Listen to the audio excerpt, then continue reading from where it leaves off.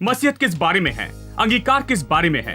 अंगीकार इस बारे में कि आप मसीह यीशु में कौन है और परमेश्वर ने आपके लिए क्या किया। मसीहत तो प्रतिदिन अंगीकार करना है जो परमेश्वर ने मसीह यीशु में आपके लिए किया है, और आप कैसे मालिक हैं इन सारी चीजों के जो परमेश्वर ने आपके लिए की है।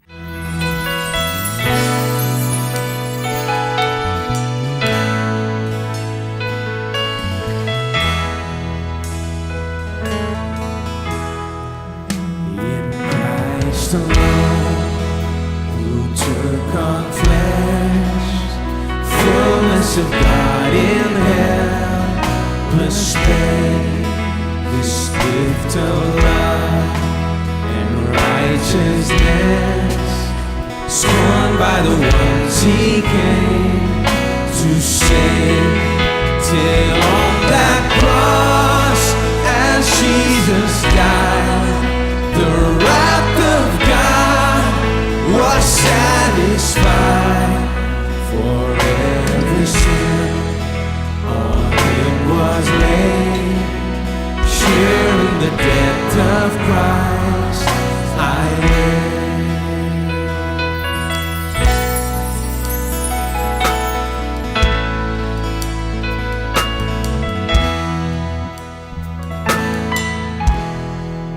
There in the ground His body lay, light of the world by darkness slain, then bursting forth in glorious day, up from the grave He rose again, and as He stands in victory, sin's curse has lost its grip on me, for I am His, and He is mine, bought with the precious blood of Christ.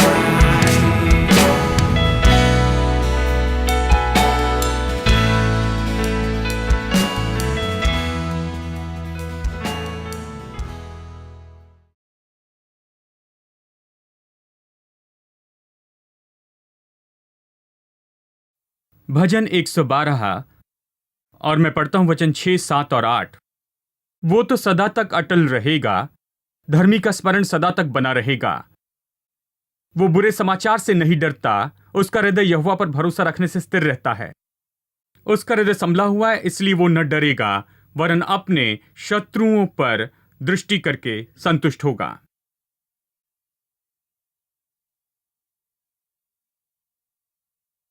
हम इस विषय पर सिखा रहे हैं अपना दिल स्थापित करना प्रभु के वचन पर। अपना दिल प्रभु के वचन पर स्थापित करना। भजन 112 सुंदर चित्र या पोर्ट्रेट है एक विश्वासी का। प्रभु हमें कैसे देखता है? प्रभु हमें पूरे परिपूर्ण रूप में देखता है। यानी ये आप हैं यहां पर, यह आपका सिद्ध चित्र है।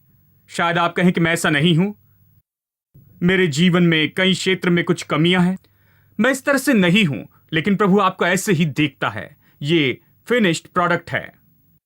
यानी इससे बढ़कर कि अपनी बड़ी तस्वीर बनाकर उसे घर में कहीं लगाएं और उसे देखने के बजाय भजन संहिता 112 ले और इसे बड़ा फ्रेम करके कहीं पर लगाएं। आईने में खुद का चेहरा देखने से बढ़कर भजन संहिता 112 को देखते रहें, क्योंकि इसी तरह से प्रभु आपको देखता है। इस मनुष्य के बारे में महत्वपूर्ण बात यहां, यह व्यक्ति ऐसा है जिसका दिल पूरी तरह परमेश्वर के वचन से भरा हुआ है, प्रभु के वचन से तैयार किया है कि वो कभी नहीं हिलता, नहीं डरता। जब बुरी खबर आती है वो नहीं डरता, जब तक कि वो न देखे कि उसके शत्रु नीचे यानी शत्रु नाश न हो, वो नहीं डरता। वो परीक्षा के समय खड़ा रहता है, उसके विरुद्ध में आने वाली हर चीज के विरुद्ध खड़ा रहता और जीवन के हर युद्ध को जीतता और हिम्मत नहीं हारता, क्योंकि उसका दिल मजबूत है। क्या आप जानते हैं कि आपका जीवन आपके दिल जितना ही मजबूत होगा? केवल जब दिल मजबूत होगा तो जीवन मजबूत होगा। आपका डर चला जाएगा, आपके संदेह चले जाएंगे। जब आपका दिल मजबूत होता है। यानी मसीह जीवन में सबसे महत्वपूर्ण बात है कि हमें अपना दिल तैयार करना है प्रभु के वचन से। हमें सच में अपना दिल प्रभु के वचन से भरना चाहिए। प्रभु का वचन अपने दिल में स्थापित करना है। ऐसा करने के लिए हमें अपने दिल में कुछ सत्य रखने होंगे। हम इस पर चर्चा कर रहे हैं। पहले हमें यह सत्य रखना होगा कि हम मसीह में नई सृष्टि हैं। यदि आप अभी भी अपना भूतकाल सोचते हैं कि आप कैसे थे किसी एक समय में उद्धार के पहले, और अभी भी वो आपके मन में बड़ा है, आप उस पर ज्यादा सोचते हैं, आप कैसे नई सृष्टि ये सोचने के बजाय, तो कुछ गलत है दोस्तों। अपना भूतकाल भूल जाए, भूतकाल के पाप, पहले की असफलता और ये सब पुरानी बातें बीत गई और सब कुछ नया हो गया है।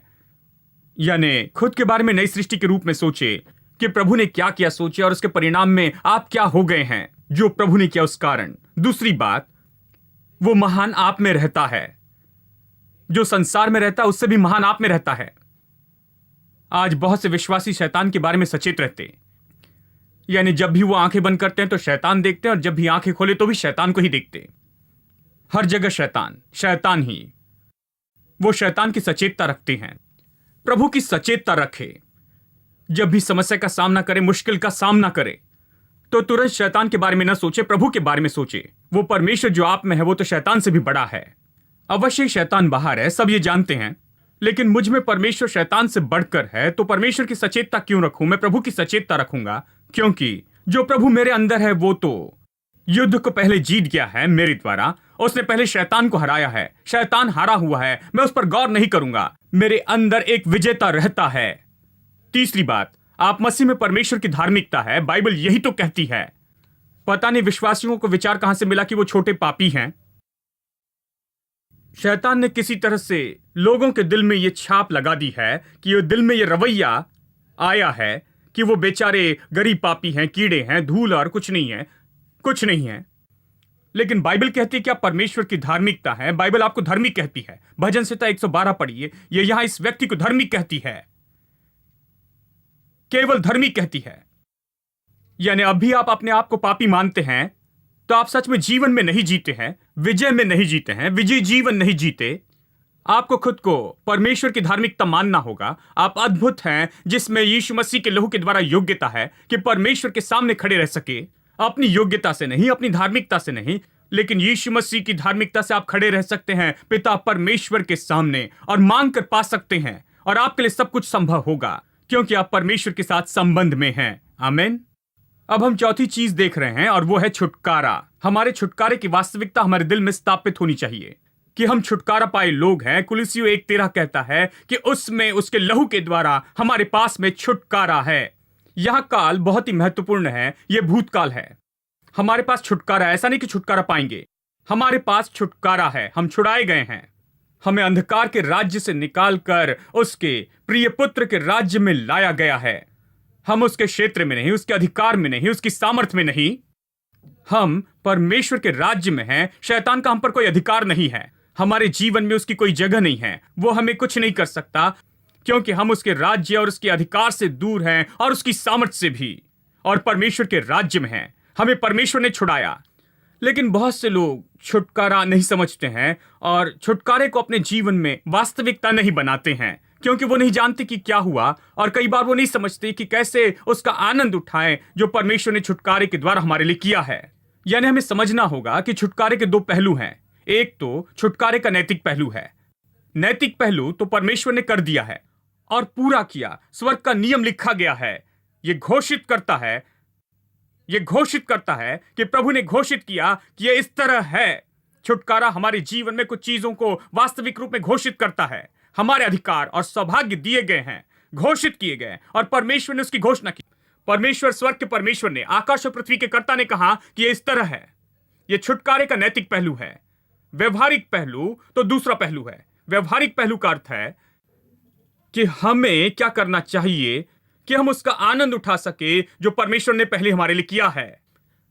प्रभु को जो करना चाहिए था उसने कर दिया है। वो नीचे आकर हमारे लिए कुछ नहीं करेगा। कुछ लोग उसे नीचे आने के लिए कहते हैं, प्रभु नीचे आ। वो नीचे नहीं आएगा। उसने सब कुछ खत्म किया। जो प्रभु ने किया उसके लिए आप जाग जाएं, और जो प्रभु ने किया उसे ले ले, और जो प्रभु ने आपके लिए किया उसका आनंद उठाएं। उसने अपना काम किया है और वो पिता के दाहिने हाथ में बैठा है। वो नीचे नहीं आएगा। जब भी आप उसे नीचे बुलाते हैं, नीचे आ, नीचे आ, नीचे आ, देखिए, यानी नीचे आ तरह की मसीहत अच्छी नहीं है। या वो मसीहत जो ऊपर जाना चाहती है, स्वर्ग में चढ़ना चाहती है कि कुछ प्राप्त कर ले, वो अच्छी नहीं है। इस तरह की मसीहत जिसमें हम विश्वास करते हैं, वो बाइबल सिखाती है, वो ये है कि स्वर्ग के परमेश्वर ने यीशु मसीह के द्वारा कुछ किया है और यह प्रभु वचन में घोषित है और हम इसे पकड़ लेंगे। हम उस वचन को लेंगे और अपने लिए इसका उपयोग करेंगे।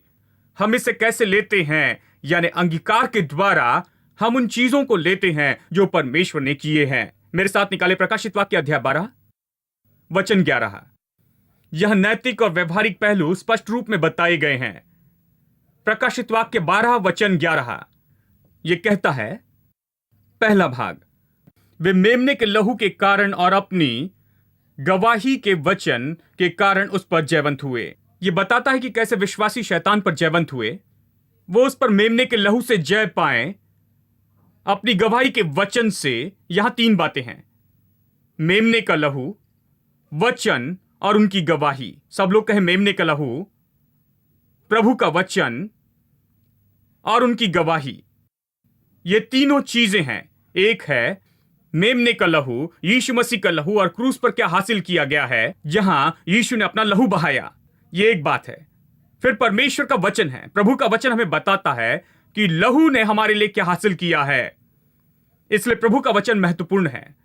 लहू बहाया गया है प्रभु के मेमने के द्वारा, और फिर वचन बताता है कि हमारे लिए इसका क्या अर्थ है, और फिर हमें अपनी गवाही इसके साथ जोड़नी चाहिए। इसलिए मैंने बताया था कि टी.एल. ओसबर्न, प्रभु के महान दास, ने कहा, आपकी परिस्थिति एक बात कहती है, प्रभु का वचन एक और बात कहता है। आपकी परिस्थिति जो कहती है या परमेश्वर का वचन जो कहता है, वो अपने आप आपके साथ नहीं होगा। आपके साथ वही होगा जो आप कहते हैं। यदि प्रभु वचन जो कहता है वो अपने आप आपके साथ होगा, तो आज हम सब ठीक होंगे, क्योंकि ये अपने आप हमारे साथ होगा। आज हम अच्छे क्यों नहीं हैं? क्योंकि यह अपने आप नहीं होता है। यहां यह भाग है हमारी गवाही। उनकी गवाही बहुत जरूरी है। यह चाबी है। परमेश्वर ने यीशु के लहू के द्वारा जो किया है वो किया है, और वचन तो बस उसका विवरण देता है, हमें केवल उसका प्रकाशन देता है। लेकिन आप उसके बारे में क्या कहते हैं? चाहे आप प्रभु के वचन की ओर से खड़े रहते हैं या आप अपनी परिस्थिति जो कहती है उसकी ओर से आप खड़े रहते हैं, क्या आप वो कहेंगे जो मेमने के लहू ने किया हुआ है? क्या आप वो कहेंगे जो वचन कहता है कि उसके लहू ने किया है? या आप जो परिस्थिति कहती है उसे वास्तविकता के रूप में कहेंगे? आपके लिए कौन सी ज्यादा वास्तविकता है? क्या यीशु के लहू ने जो किया वो वास्तविकता है, या आपकी परिस्थिति ज्यादा वास्तविक होती है आपके लिए? जब आप प्रभु के वचन की ओर खड़े रहते हैं, प्रभु ने, जिसने आकाश और पृथ्वी को अपने वचन से बनाया, उसका वचन उसके पास खाली नहीं लौटेगा। जिस काम के लिए उसे भेजा गया वो उसे पूरा करेगा। वचन के अंदर सामर्थ है, उसे पूरा करने की सामर्थ है। उसमें यह है, उसके अंदर बनी है कि वो जो कहता है वो करे।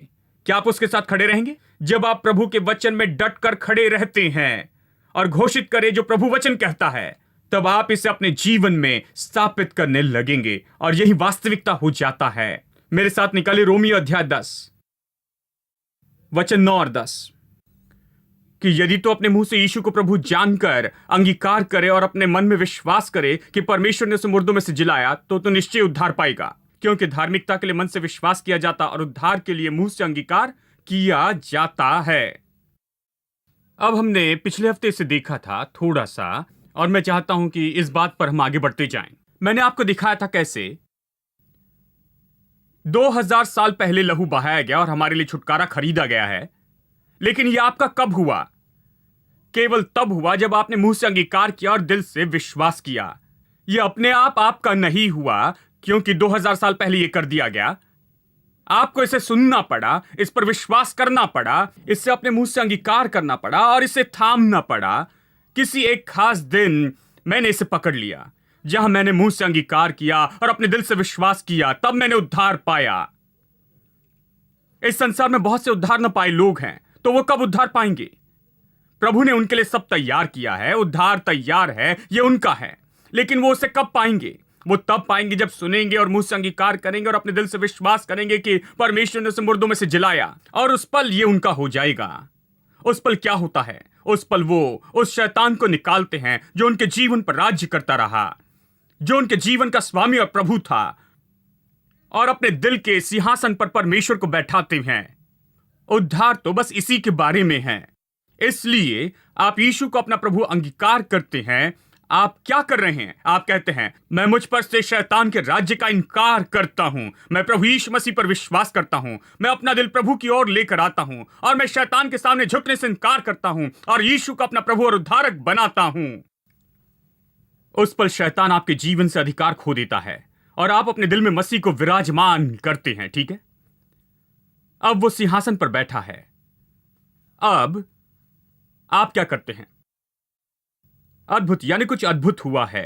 यीशु मसीह आपके जीवन का प्रभु बना है, वो आपके सिंहासन पर बैठा है, लेकिन उसके बाद इसी के बारे में लोगों को पता नहीं है।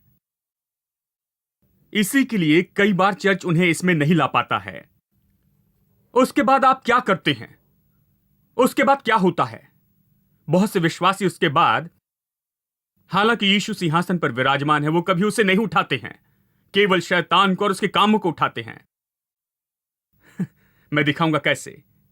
जानते, बाइबल कहती है, ओ प्रभु को महान करो, परमेश्वर को उठाओ, और ये सब। जानते हैं प्रभु को उठाने का मतलब क्या है? प्रभु को महान करना यानी उससे बड़ा बनाना है। उसके बारे में बड़ा कहे, उससे महान करे, उसके बारे में सब बड़ा कहे। जब हम आराधना करते हैं तो यही करते हैं। हम बस कहते हैं कि प्रभु तो अद्भुत है, तेरे जैसा कोई नहीं, और तू नहीं बदलता, तू विश्वास योग्य है, और ये सब। हम उसकी भलाई को उठाते हैं, हम उसकी सामर्थ को उठाते हैं, हम सब कुछ उठाते हैं, हम उसके बारे में बड़ा कहते हैं। आराधना तो बस यही है। जब हम खड़े होकर कहते हैं, प्रभु मुझे पता नहीं तू क्या करेगा, मुझे पता नहीं तू क्या करने वाला है, यह आराधना नहीं है। देखिए, जब आप खड़े होकर कहते हैं, प्रभु तेरी स्तुति हो क्योंकि तू योग्य है, तेरी स्तुति करता हूं कि तू मेरी ओर से है, तेरा प्रेम कभी नहीं टलता, और तू हमेशा अपनी प्रतिज्ञा पूरी करता है, यह प्रभु को उठाना है। ठीक है, यानी जब लोग यीशु को अपने जीवन के सिंहासन पर बैठाते हैं और उसके बाद उन्हें पता नहीं कि अब क्या करें, उन्हें पता नहीं होता है कि विश्वास का जीवन क्या है, उसके बाद जानते हो क्या करते हैं? वो बस अपनी समस्या के बारे में कहते हैं, अपनी कमजोरी, असफलता, अपनी बीमारी और गरीबी, और उनका सब कुछ जो शैतान ने इस संसार में लाया है, और वो सब जो शैतान ने मनुष्य के साथ किया है, वो उसी के बारे में कहते रहते हैं। वो उसे बढ़ाते हैं जो शैतान ने किया है, इसके बजाय कि यीशु के द्वारा परमेश्वर ने जो किया उसे महान करे। अब आशा करता हूं कि आप इसे समझ रहे हैं। इसलिए आपको अपनी समस्या के बारे में कहते नहीं जाना है, आपको प्रभु को महान करते रहना है। सब लोग कहे प्रभु को महान करे। आपको उसे बड़ा करना है, आपको उसे अपने जीवन में उठाना है। आपको नकारात्मक नहीं कहना है, आपको नहीं कहना है अपनी समस्याएं और मुश्किलें और ये सब कुछ। कुछ लोग कहते हैं, हाँ भाई मेरे पास पैसा नहीं, आप क्या करना चाहते हैं, इसलिए मैं इसके बारे में कहता हूं। खैर, आपने इसके बारे में कहा तो क्या हुआ? क्या इसने आपको समस्या से बाहर निकाला? आप अपनी सास के घर में जाकर बताते हैं कि आपके पास पैसा नहीं है, आपकी सास आपके रिश्तेदारों को बताती है कि आपके पास पैसा नहीं है, कि आप अच्छे नहीं हैं, केवल यही होगा। और फिर आप अपनी सास पर क्रोधित होते हैं क्योंकि उसने जाकर सबको बताया। मैंने उसे जाकर बताया और उसने नगर में सबको बता दिया कि मेरे साथ क्या हो रहा है। मैंने उसे इसलिए नहीं बताया, तो फिर क्यों बताया है?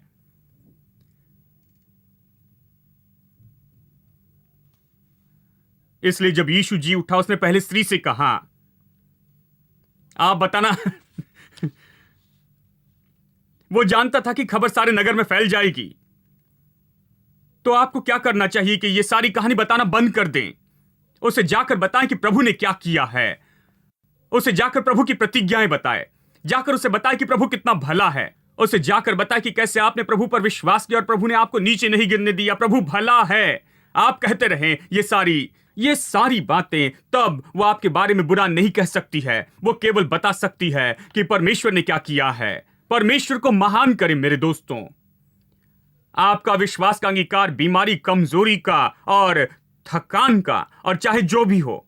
क्या आपने कभी गौर किया? आप कहते हो, ओ मैं बहुत थक गया, तो और थक जाते हैं। क्योंकि आप जो भी कहते हैं वो आपको पकड़ लेता है। देखिए, क्योंकि देखिए, आपका इन चीजों का अंगीकार इन चीजों को आपके जीवन के सिंहासन पर विराजमान करता है। जरा कल्पना करें, जब आप इन चीजों का अंगीकार करते हैं, ये इन चीजों को आपके जीवन के सिंहासन पर रखता है। इसलिए निर्णय ले कि आप इन नकारात्मक चीजों को सिंहासन पर नहीं आने देंगे, अपनी समस्या को नहीं आने देंगे, कोई सीट या जगह नहीं देंगे अपने दिल में इन समस्याओं के लिए। इनके बारे में कहने से, अंगीकार करने से, प्रभु ने जो कहा बस वही कहे। मुझे पता नहीं लोगों को यह क्यों अजीब लगता है कि वो कहे जो प्रभु ने कहा है। बहुत से लोग दोष लगाते हैं अंगीकार की इस पूरी बात पर। वो कहते हैं, ओ ये अंगीकार, ये तो नई आई हुई शिक्षा है। ये सारी बातों जैसी ही पुरानी है, क्योंकि सैकड़ों साल पहले सबसे महान प्रचारक ने कहा था कि मसीहत एक महान अंगीकार है। ये महान अंगीकार है। ये महान अंगीकार क्यों है? क्योंकि आप प्रतिदिन चर्च में जाकर पापों का अंगीकार करते हैं? नहीं। बहुत से लोग सोचते हैं कि मसीहत पापों का अंगीकार करने के बारे में है। नहीं नहीं नहीं, केवल पाप करने पर अंगीकार करें। आप हमेशा पाप करते हुए अपने पापों का अंगीकार नहीं करते, ठीक है? मसीहत किस बारे में है? अंगीकार किस बारे में है? अंगीकार इस बारे में कि आप मसीह यीशु में कौन है और परमेश्वर ने आपके लिए क्या किया। मसीहत तो प्रतिदिन अंगीकार करना है जो परमेश्वर ने मसीह यीशु में आपके लिए किया है, और आप कैसे मालिक हैं इन सारी चीजों के जो परमेश्वर ने आपके लिए की है। इसलिए मसीहत को अंगीकार कहते हैं। आप जाकर सबसे पुरानी थियोलॉजिकल बुक पढ़ें, वो यही कहती है मसीहत महान अंगीकार है। आपके लिए परमेश्वर ने जो किया है उसका अंगीकार करना है। ये कोई नई बात नहीं है दोस्तों, ये बाइबल जितनी ही पुरानी है, ये इसी के बारे में है। तो ये सोचना क्यों अजीब है कि जब कोई प्रभु का वचन अंगीकार करता है तो कुछ गलत करता है? क्या आप विश्वास करते हैं कि जो प्रभु ने कहा वो कर सकता है? कितने लोग विश्वास करते हैं कि वो कर सकता है? सच में विश्वास करते हैं कि वो कर सकता है? तो जो प्रभु कहता है वो क्यों नहीं कहते हैं अपनी समस्या के लिए? आप क्यों नहीं कहते जो प्रभु ने आपकी बीमारी के लिए कहा है? आप वो क्यों नहीं कहते जो प्रभु आपकी जरूरत के लिए कहता है, धन के लिए? आप वो क्यों नहीं कहते जो प्रभु आपके परिवार के लिए कहता है? आप वो क्यों नहीं कहते जो प्रभु आपके बच्चों के लिए कहता है? जो प्रभु कहता है उसे क्यों नहीं कहते? क्योंकि आपने कहा कि प्रभु जो कहता है वो कर सकता है। आपने अभी मुझे ये बताया, जो भी वो प्रभु कहता है वो कर सकता है। सच है ना? वो करने योग्य है, वो योग्य से बढ़कर है, क्योंकि जब वो कहता है तो उस वचन में सामर्थ होती है कि उसने जो कहा है उसे पूरा कर दे, उसे पूरा कर दे। वो जरूर करेगा। यदि ऐसा है तो आप ये क्यों नहीं कहते हैं? आप वो क्यों नहीं कहते जो ये कहता है कि आप कर सकते? बाइबल कहती है, उदाहरण के लिए, मरियम ने स्वर्गदूत से पूछा, जब स्वर्गदूत ने आकर कहा कि तुम्हें संतान होगी, मरियम ने कहा मेरी शादी नहीं हुई तो बच्चा कैसा होगा? स्वर्गदूत ने कहा कि परमेश्वर के साथ कुछ भी असंभव नहीं है। अब यह बहुत ही विख्यात कहावत है। बहुत से विश्वासी कहते हैं प्रभु के साथ कुछ असंभव नहीं, प्रभु के साथ कुछ असंभव नहीं। भाई, यह अच्छा सुनाई देता है, लेकिन वो केवल आधे रास्ते आए हैं ऐसे विश्वासी, क्योंकि वो केवल विश्वास करते हैं कि प्रभु के साथ कुछ असंभव नहीं है। यही बाइबल आगे ये कहती है, पौलुस कहता है, मैं मसीह के द्वारा सब कुछ कर सकता हूं जो मुझे बल देता है। क्या आपने बहुत से लोगों को यह कहते सुना है? मैंने बहुत से लोगों को यह कहते सुना है कि प्रभु के साथ कुछ असंभव नहीं है। बहुत से विश्वासी इस शहर में कहते हैं, ओ भाई, प्रभु के साथ कुछ असंभव नहीं, कुछ असंभव नहीं है। वो कभी अपना मुंह खोलकर ये नहीं कहते, प्रभु की स्तुति हो, मैं मसीह के द्वारा सब कुछ कर सकता हूं जो मुझे बल देता है। मैं बहुत कम विश्वासी को यह कहते देखता हूं, और अगर आप ये कहे तो अजीब तरह देखते हैं। वही परमेश्वर जिसने बाइबल में कहा कि कुछ असंभव नहीं है, उसके साथ उसने ये भी यहां रखा है और उसने कहा है मैं सब कुछ कर सकता हूं। यदि पौलुस सब कुछ कर सकता है, मैं क्यों नहीं कर सकता? वो मेरे जैसा इंसान है, उसके पास मेरे जैसे मसीह है, उसके पास मेरे जैसे उद्धार है, उसके पास मेरे जैसे पवित्र आत्मा है। वो बिल्कुल मेरे जैसे है। मैं क्यों नहीं कह सकता? यदि ये उसके लिए संभव है तो मेरे लिए संभव है। लेकिन बहुत से लोग ये नहीं कहते हैं। ये इसीलिए क्योंकि वो नहीं जानते हैं कि छुटकारे ने उनके लिए जो दिया है उसे कैसे ले और अपनी छुटकारे की वास्तविकता में चले। देखिए, वो प्रभु के बारे में कहते हैं कि वो कहीं दूर है और उसके लिए सब कुछ संभव है। लेकिन आपके बारे में क्या? यह आपके लिए कब संभव होगा? आप अपने जीवन में कब विजय पाएंगे? वो कभी इस क्षेत्र में नहीं आते जब तक वो अंगीकार न समझ ले, मसीह अंगीकार, प्रभु वचन का अंगीकार करना, तो वो कभी उससे नहीं ले पाएंगे। जो परमेश्वर ने उन्हें दिया है, जो प्रभु ने उनके लिए छुटकारे में प्राप्त किया है, तो मैं इसे अजीब नहीं देखता कि मैं ये कहूं कि मैं क्या कर सकता हूं मसीह यीशु में। मैं ये कहने से नहीं लजाता।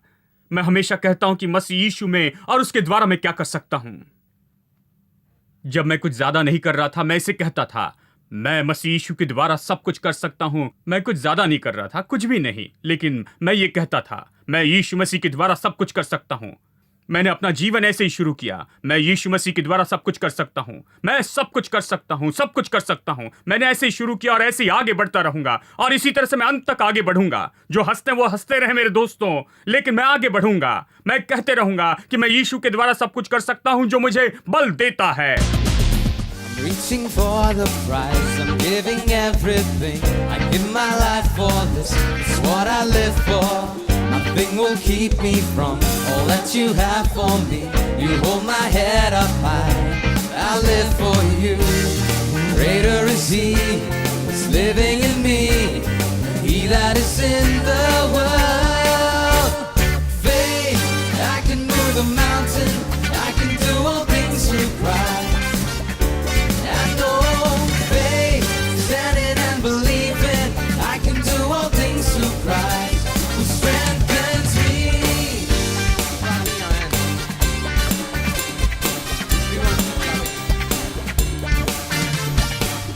Reaching for the prize, I'm giving everything. I give my life for this, it's what I live for.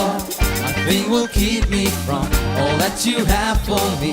You hold my head up high, I live for you. Greater is He that's living in me than he that is in the world. Faith, I can move the mountain, I can do all things through Christ. I know faith, standing and believing, I can do all things through Christ who strengthens me. Faith, I can move the mountain, I can do all things through Christ.